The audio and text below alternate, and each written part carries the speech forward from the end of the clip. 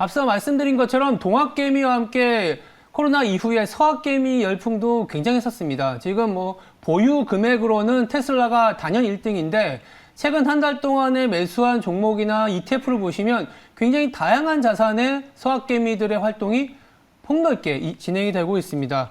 오늘 이분 모시고 해외 투자와 관련된 기준 바로 세워보도록 하겠습니다. 최보원 한화투자증권 미국 주식 담당 애널리스트 나왔습니다. 네, 안녕하세요. 네, 안녕하세요. 네. 제가 아까 간단하게 오전에 한국예탁결제원에 들어가서 어떤 주식을 샀지, 어떤 ETF를 봤지 했는데 놀랍게도 굉장히 자산 배분이 잘 돼 있었더라고요. 그래서 이제 애널리스트보다 더 많은 시장을 보고 있고 그런 데이터들을 보고 계시구나 깜짝 놀랐는데 본격적으로 이제 서학개미들을 위한 투자 전략을 좀 말씀드리겠는데 일단 전반적인 매크로 상황부터 좀 짚어볼게요. 무슨 얘기냐면 최근에 가장 화두가 되는 게 미국의 고용이 좀 부진했다라는 얘기가 나오고 있어요. 그러면 연준이 테이퍼링을 좀 지연시킬 거고 그럼 신흥국 좋아지는 거 아니야? 이런 생각이 있는데 연구원님은 신흥국 선진국 딱 그 밸런스 게임을 한다면 어느 쪽에 더 중심을 두고 계신 거예요? 그래서 저희는 아직까지는 이제 선진국, 신흥국을 봤을 때는 아직 선진국을 좋게 말씀을 드리고 있고요. 선진국? 네, 선진국 중에서는 이 미국 쪽 아직까지는 보실 필요가 있다라고 말씀을 드리고 있습니다. 네네. 앞에서 말씀을 주셨듯이 이제 고용지표 예상보다 상당히 좀 부진하게 나왔는데요. 네. 고용뿐만이 아니고 최근에는 좀 상대적으로 비교를 좀 해보실 수가 있겠습니다. 그리고 이제 백신 접종률과 같은 경우도 최근에 계속 언급은 되고 있지만 미국 상당히 좀 둔화된 게 아니냐. 그러면 이제 다른 쪽이 더 높아지는 게 아니냐라고 생각하실 수가 있는데 아직까지 비교를 해보면 국가 간을 비교를 해보아도 이제 신흥국 그리고 프론티어 국가들 대비로는 미국 양호한 것을 보실 수가 있습니다. 고용과 이제 또 함께 저번 주에도 발표가 되었던 제조업, 비제조업 이제 지표들과 같은 경우에도 예상치에 부합하는 수준으로 좀 발표가 되었고요.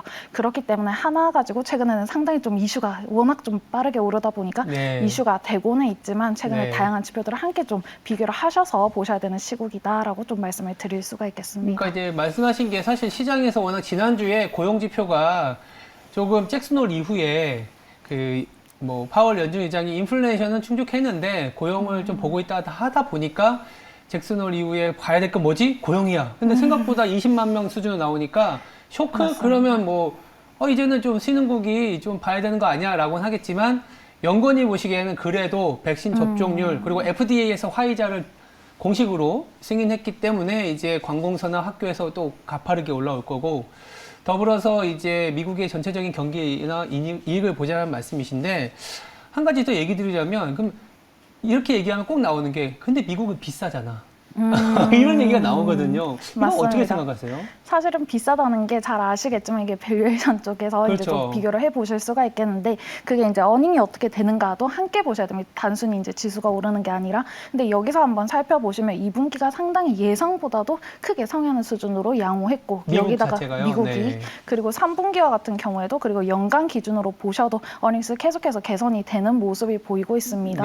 여기서는 단순히 이제 그 멀티플이 비싸다 이렇게 얘기를 하기보다는 이제 업종별로 좀 덜 오른 업종 그리고 이제 이익 증가 기대감이 오히려 좀 높아질 수 있는 업종 위주로 좀 선별적으로 접근을 하시는 이러한 게 필요하지 않을까라고 생각을 해볼 수가 있겠습니다. 기본적으로 이제 이익이 좀 증가하고 계속적인 어떤 상향 조정이 된다면 밸류에이션 부담은 뭐 그렇게 신경 쓸 건 없다. 조금 희석될 수는 있는 상황이다. 거기다가 사실 달러화가 강세를 보이게 되면 전체적인 자금의 플로우가 흐름이 미국 쪽으로 가다 보니까 비싼 게 더 비싸지긴 하더라고요. 저도 맞습니다. 이게 항상 밸류에이션 싼 이머징 사자가 했을 때 좀 뒤통수를 당했던 적이 있어서 고민이 좀 되긴 하는데 자, 그럼 두 번째 질문으로 넘어가자면 아까 이익 말씀을 잘 해주셨는데 결국 최근에 글로벌 그리고 우리나라에서도 아이디어가 나오는 게 코로나가 아예 종식되지는 않을 것 같아. 위드 코로나로 가야 된다. 그렇다면 그동안에 이익이 잘 안 나왔었던 때로는 이익이 좀 소위 말해서 박살났었던 업종들이 좋아지는 거 아니야 이런 얘기가 있거든요. 맞습니다. 미국 증시에서도 그런 관련된 얘기들이 나오고 있나요?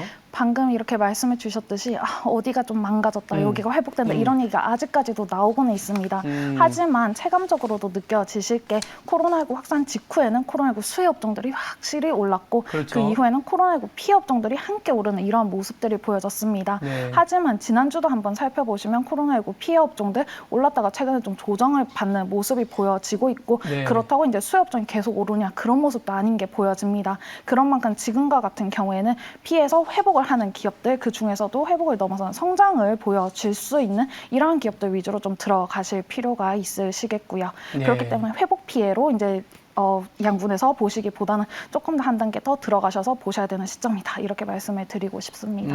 뭐 일단 회복만 되더라도 굉장히 최근에 나오는 그 시장의 아이디어가 피크아웃 논리잖아요. 그러니까 네. 피크아웃하고는 달리 바텀아웃, 즉 이제 드디어 회복된다라는 것도 있지만 그걸 넘어서 성장까지 보자. 맞습니다. 저도 이제 챙겨보는 데이터 중에 미국의 스테이 홈 인덱스가 있고 집에만 있는 인덱스 그리고 이제 글로벌 항공지수가 있는데 이게 항공지수가 이렇게 계속 올라오더라고요. 그래서 이게 조금씩 리오프닝과 관련된 맞습니다. 아니면 리오프닝이 아니라 위드 코로나와 관련된 아이디어가 올라오는 거 아니냐라는 생각을 하고 있는데 그렇다면 조금 더 구체적으로 연구원님이 보시기에 뭐 위드 코로나일 수도 있고 아니면 리오프닝일 수도 있고 아니면 회복을 떠나서 성장이 나올 만한 섹터 ETF까지 좀 말씀해 주시겠어요?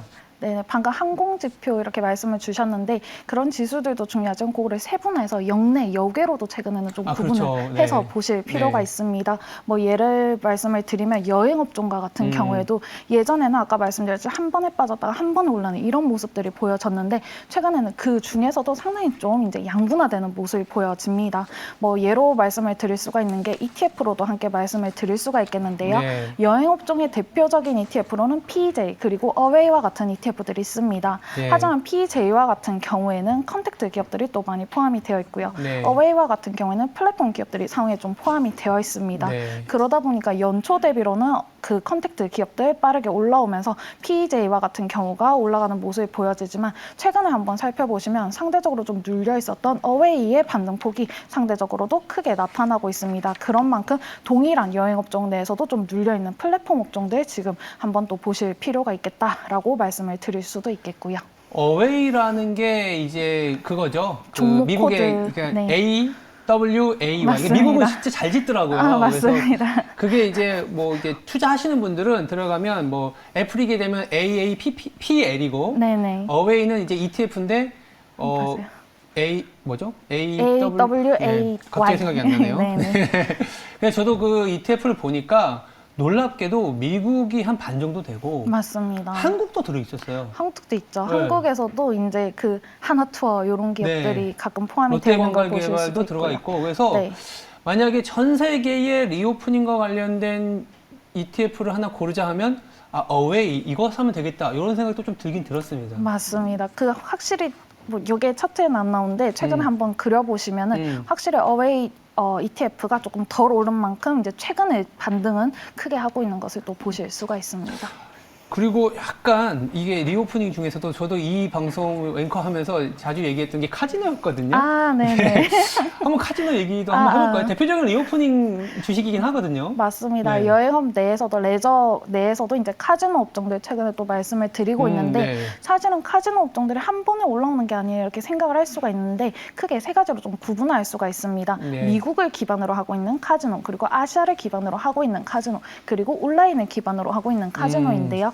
그 중에서도 아시아를 기반으로 하고 있는 카지노와 같은 경우에는 최근에 상당히 좀 눌려져 있습니다. 대표적인 게 윈 리조트 같은 거 아니에요? 한국에도 더 잘 알려져 있는 윈, MGM과 같은 그러니까 윈 이제 기업들이 있으시고요. 리조트를 저는 보면서 약간 한국의 플락시로 봤었거든요. 왜냐하면 중국의 소비에 규제가 맞습니다. 완화되고 외국인들이 중국의 소비를 집중한다. 윈 리조트를 살 것이다라는 건데 별로였어요.